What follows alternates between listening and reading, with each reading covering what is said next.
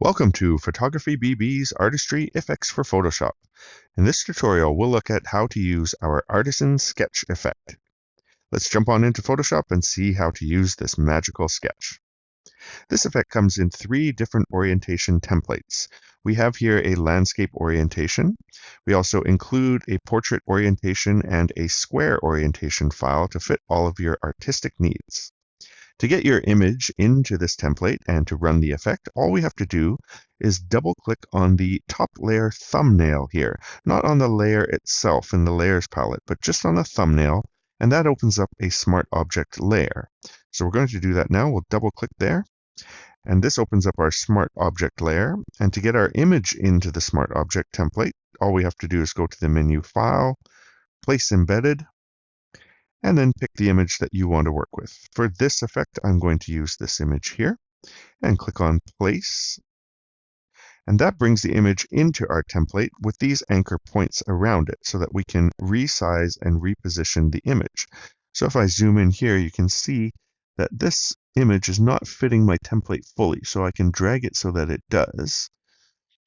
And I can also decide to reposition it. For example, I'm finding this area of the image to be a little distracting for this photo, and same with this side of the image as well. So what I'm going to do is stretch the image while I have these anchor points open, and just kind of pull those distractions out of the frame a little bit. And then I'm going to reposition my main subject, which is this person walking here, the background.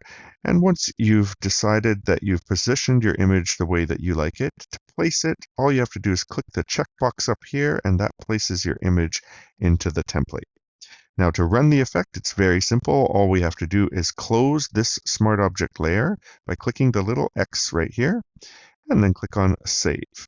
And then Photoshop will automatically run this effect for us.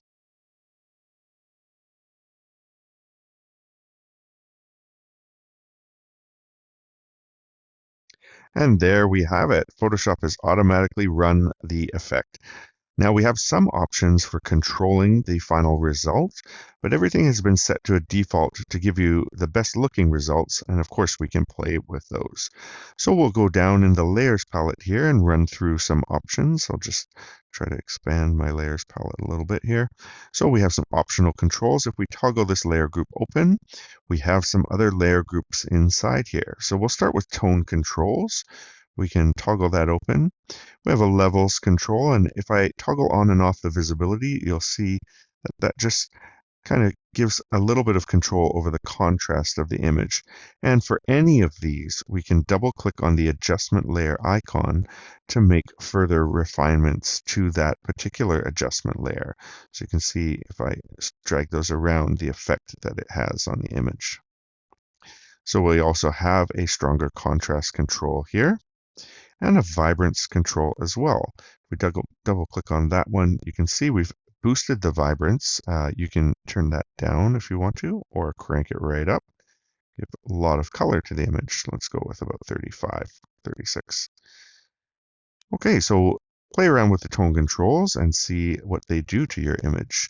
We'll toggle that one closed. We can move into the colors options, and we have the ability to add a color mood overlay just by toggling that on and off. And of course, we can double click on the color swatch and change that to any color mood we want. We can intensify it or mute it by dragging around the color picker tool there. Just going to click on cancel for now, and I'll turn off that layer. We have a black and white layer, which we turn that on. Turns our image into a beautiful black and white sketch. I encourage you to do that with all of your artistic works because sometimes you'll find that black and white really gives a very good final result. And of course, we have a lot of different color options here, 10 different color options that you can play with, turn them on and off to see what they do to your image. Some of them get a little wild as well. So I encourage you to play with the color options groups and see what they do with your photo. Next, we have the noise layer group here, and this is meant to be used as a whole, so we can turn this on or off. That adds some noise to bring the image together, and you can always click on it and adjust the opacity to your liking. If you like the noise but you want to bring it down a little bit, you can play with the opacity of the noise group. Paper textures, we can dive in here, open that layer group up, and we have a number of different paper textures. I'm just going to zoom in, and you can really see the paper texture in the lighter areas here. So if I toggle that off, you'll see that removes the paper texture. And we have different paper textures as well that you can play with. So you're going to find the effect to be more visible when you see the whole image. And for different images, of course, these paper textures are going to show up a little bit differently. So we'll toggle that layer group closed. And we're finished with the optional controls group here, so we can toggle that closed as well. Now in our Artisan Sketch layer group, we have all of the layers that make up this effect here. They don't really need to be adjusted unless you feel like you want to control a particular part of the image that, that you would like additional levels of control. So we have 5 different layers that make up this effect. And if we toggle them on and off, you can see they just sort of build the effect as a whole. And if you find that one of them is too strong for your liking, maybe the top layer, which are all the outlines of the image, you can always adjust the opacity. So it's at 50% right now. I can darken those lines. You can see what that does. That's pretty cool.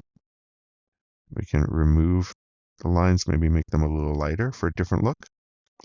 So another look that I particularly like is if we darken the lines to 100%, then we go back into those optional controls, we take off the noise and take off the paper texture, and that gives it more of an illustrated look rather than a sketched kind of look. So we can play with all of those and have a lot of fun. I'll put that back to 50% for now.